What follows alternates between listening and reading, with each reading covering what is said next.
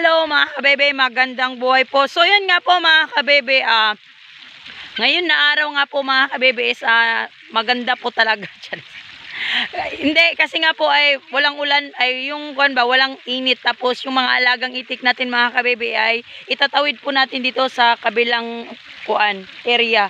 Ibang barangay na po dyan mga kabebe. Bali dito po is yung boundaryan po. Dito po natin linagay yung mga alagang itik natin temporary, at sa ganun ay ito po yung hinihintay natin na pwede nating pagdaanan. Daanan na ng mga alagang itik natin mga kabebe, kumbaga ba shortcut, para hindi na po ako kukuha ng sasakyan na ririntahan, kasi ay wala po talagang itlog ngayon mga kabebe. Zero po talaga yung itlog ng mga itik natin. So yun nga po mga kabebe, ito nga pong mga alagang itik natin is halo nga po, may 1 taon mahigit, as may dumalaga. Yun nga pong problema mga kabebe, bata pa yung mga alagang itik ko na sana ay tuloy-tuloy yung pangingitlog. So ito talaga yung problema natin dito pag fair range area mga kabebe, kasi nga po ay kung ano lang po talaga yung dito sa area lang po talaga tayo umaasa sa egg production na makukuha nila sa area. So yun nga po mga kabebe, ngayon nga po ay i-shortcut nga po natin itong mga alagang itik natin dyan na area mga kabebe, at sa ganun ay maitawid natin dun sa kabilang barangay. Kasi nga po mga kabebe, dito nga po na area is napakaraming problema na pinagdaanan ko talaga dito mga kabebe. Saka yung mga alagang itik ko po ay sobrang nai-stress. Yung ilang beses po tayong nagkakating ng mga alagang itik natin, kasi nga po mga kabebe yun nga, nagrumble ang mga itik namin dito, kasi dito na area din po mga kabebe, yan po. Ito lang po yung pagitan natin, ito lang po yung boundary natin mga kabebe, na yung mga alagang itik natin ay hindi makapasok dito na area. At yun nga po mga kabebe, may itik nga doon, o may mga itik dyan. Itik na meron dito mga kabebe, nasa 1,000 plus heads po na mga itik. So ito po yung mahirap mga kabebe, na ganito yung boundary natin. Neat lang po yung pagitan. Kasi nga ay may posibilidad po talaga mga kabebe na itong mga alagang itik natin is papasok po dito na area. So ang nangyayari, ang mga alagang itik po namin is hindi talaga maiiwasan na mag-rumble sa kabilang grupo. So yun din po yung isang dahilan mga kabebe na napakahirap po natin pataasin o paitlogin itong mga alagang itik natin, lalong-lalo na sa area na pinaglagyan po natin mga kabebe is alanganin na po talaga tayo. Yun nga po mga kabebe, ngayon na araw nga po ito ay ililipat nga po natin itong mga alagang itik natin mga kabebe. Pero bago yun ay ito po yun, nagbilang muna kami ng itik, kasi nga sa area nga na paglilipatan natin mga kabebe is babayaran mo po bawat ulo, bawat isang itik po. Kung ilang heads ba yung mga itik mo ay babayaran mo po ng piso. So bago tayo tumawid doon ay binilang muna nila yung mga itik natin, at sa ganun ay okay na po. Bali yun yung toll fee natin dito sa area, re-registration. Kasi kung ano man mangyari sa mga alagang itik ko, kulang yung itik ko is pwede po tayong magreklamo dito sa purok nila. Kasi nga yun nga po yung purpose din po nila mga kabebe. Kasi nga po mga kabebe, dito nga po sa area talaga is yung lilipatan ko, sobrang dami po talaga na mang-iitik. So kailangan po talaga natin na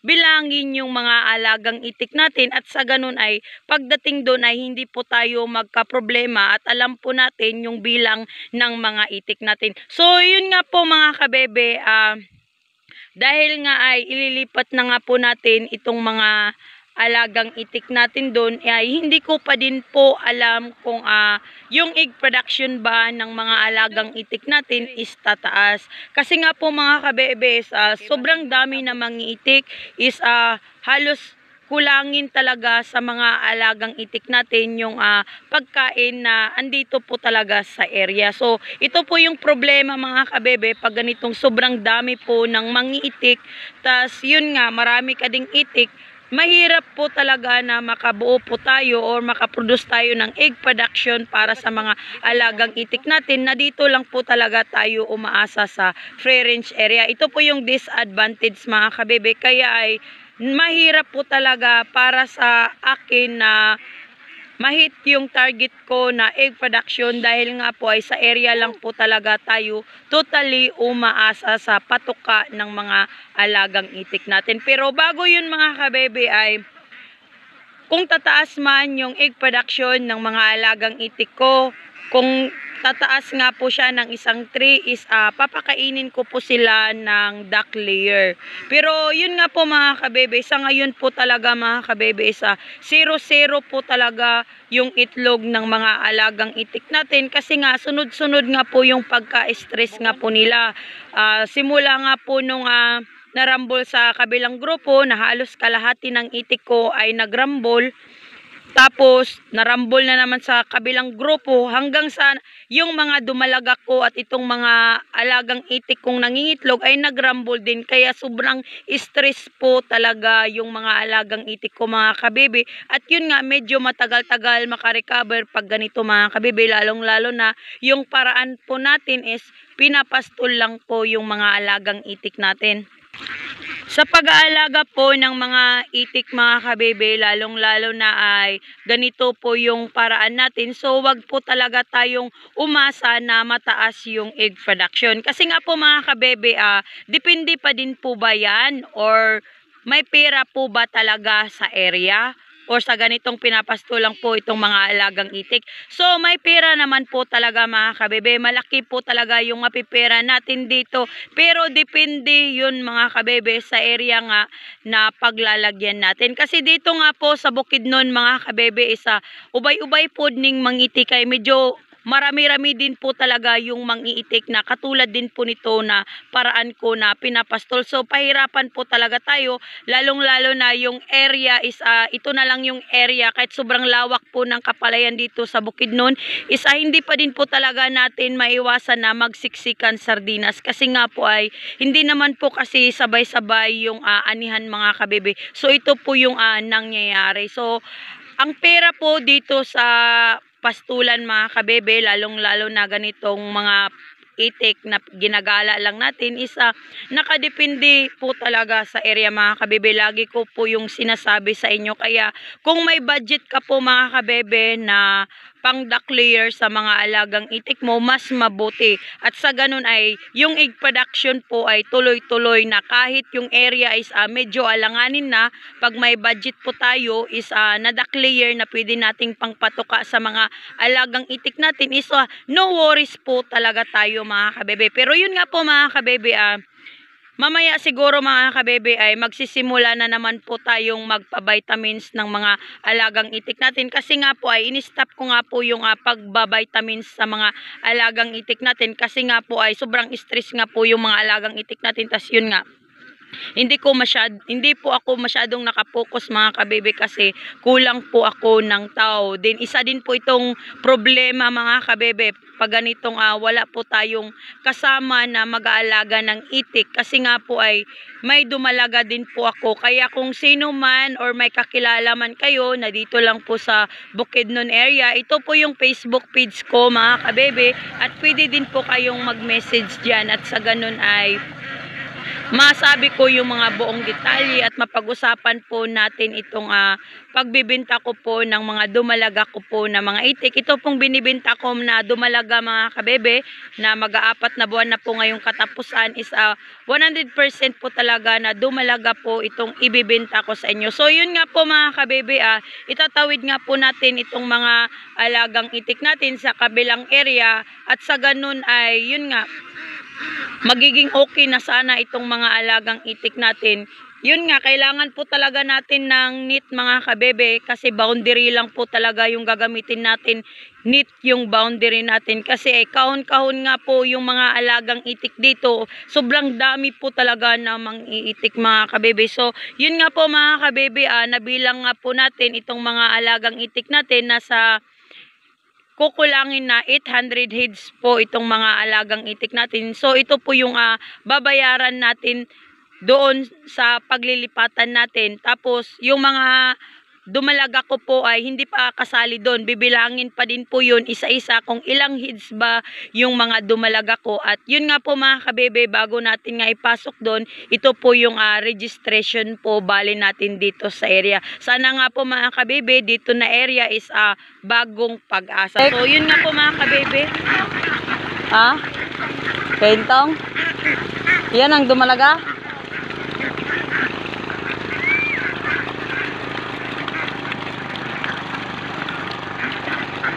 Tapad na be. Tapad.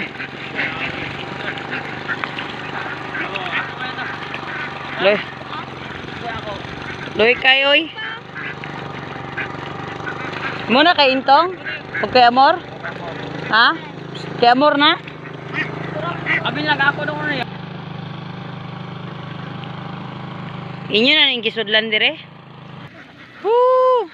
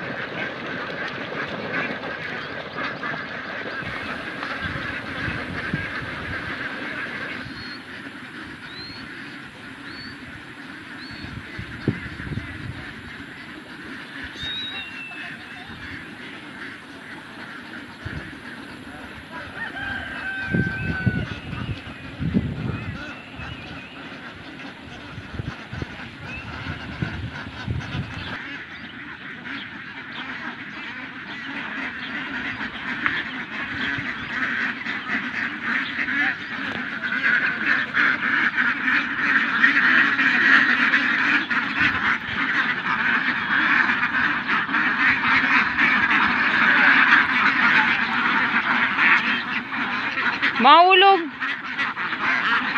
Oh.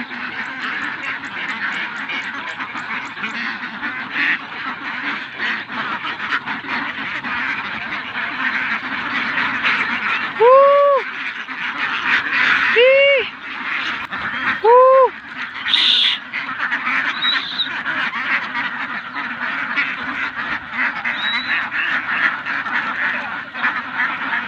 Facebook gani. Dagan pa man ako.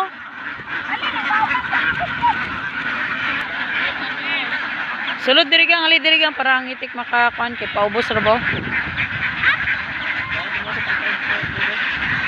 Doy! Doy, palpal! Asa gibutang? Ay, butang! Biro kay ta.